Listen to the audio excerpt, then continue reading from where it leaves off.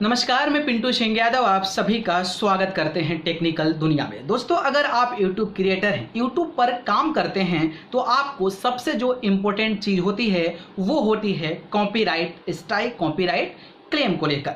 क्योंकि अगर आपके चैनल पे कॉपीराइट स्ट्राइक या फिर कम्युनिटी गाइडलाइन स्ट्राइक आता है जो कि आप YouTube के रूल एंड रेगुलेशन को वायलेट करते हैं, तो उसके चलते आपके चैनल पर कई सारी समस्याएं आ सकती है, आपके चैनल टर्मिनेट भी हो सकते हैं। लेकिन इसके अलावा भी एक कॉपीराइट क्लेम होता है। कॉपीराइट क्लेम में तो आपको वैसे काफ़ी ज़्यादा नुकसान नहीं होता है, वो टोटल का टोटल ऑनर पर डिपेंड करता है। लेकिन उससे एक चीज़ आपका काफ़ी ज़्यादा नुकसान होता है और वो ये होता है कि अगर आप किसी का कॉपीराइट क्लेम वीडियो मोनेटाइजेशन से पहले इस्तेमाल कर रहे हैं तो फिर आप मोनेटाइजेशन के समय आपको प्रॉब्लम हो सकती है। अगर आपका चैनल ऑलरेडी मोनेटाइज हो चुका है, देन आपके चैनल पे कॉपीराइट क्लेम है, तो उस सिचुएशन में उस कॉपीराइट क्लेम के माध्यम से अगर आपके चैनल पे कोई वीडियोस पे कॉपीराइट क्लेम होगा, then you can't earn money by the help of the copyright claim. अगर आपके कुछ वीडियो पे कॉपीराइट क्लेम है, देन उस वीडियो से आप रिवेन्यू जनरेट नहीं कर सकते हैं। तो आज मैं उसी का सॉल्यूशन बताने वाला हूं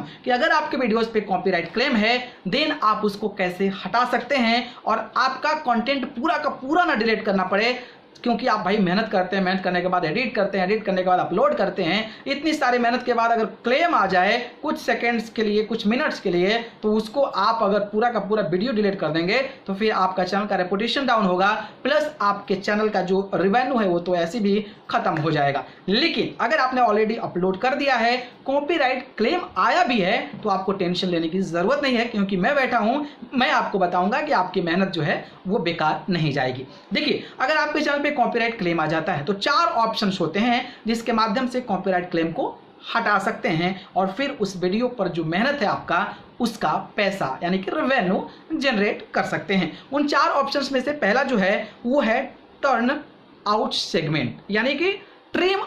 एक ऑप्शन होता है ट्रिम आउट सेगमेंट। देखिए, जहां से आपका एक टाइम पीरियड होता है कि भाई देखिए यहां से लेकर यहां तक जो है वो आपका कॉपीराइट क्लेम है, ये कंटेंट में इतना मिनट से लेकर इतना मिनट तक जो है आपका कंटेंट जो है वो कॉपीराइट मटेरियल है। तो वहां पर ट्रिम आउट सेगमेंट का एक ऑप्शन आता है, तो उसको ट्रिम कर देते हैं। जो आपका सेगमेंट होता है उसको आप ट्रिम कर देते हैं, यानी कि डिलीट कर देते हैं, हटा देते हैं। तो वो जैसे ही सेगमेंट डिलीट होता है, फिर आपका जो वीडियोस है वो प्रॉपर कॉपीराइट क्लेम की नहीं होती है, बल्कि वो आपका क्लेम मतलब आपका जो कंटेंट है वो ओरिजिनल हो जाता है। तो पहला जो है वो ट्रिम आउट जो है सेगमेंट कर सकते हैं। ठीक है, दूसरे पॉइंट्स की बात करता हूं, तो आप अगर कोई किसी का गाना इस्तेमाल कर रहे हैं तो उसका जो है रिप्लेस सॉन्ग, यानी कि आप उस पर कोई और गाना लगाना चाहते हैं या फिर यूट्यूब के फ्री म्यूजिक या फ्री सॉन्ग्स को लगाना चाहते हैं, तो आप उस चीज़ को रिप्लेस कर कर आप अपना जो चीज़ है, अपना जो गाना है या फिर यूट्यूब की जो म्यूजिक है वहाँ पर पुट कर सकते हैं। तो जैसे ही आप अपना या फिर यूट्यूब का जो फ्री म्यूजिक है वो पुट करते हैं, तो फिर आपका जो कॉपीराइट कंटेंट जो है वो हट जाता है।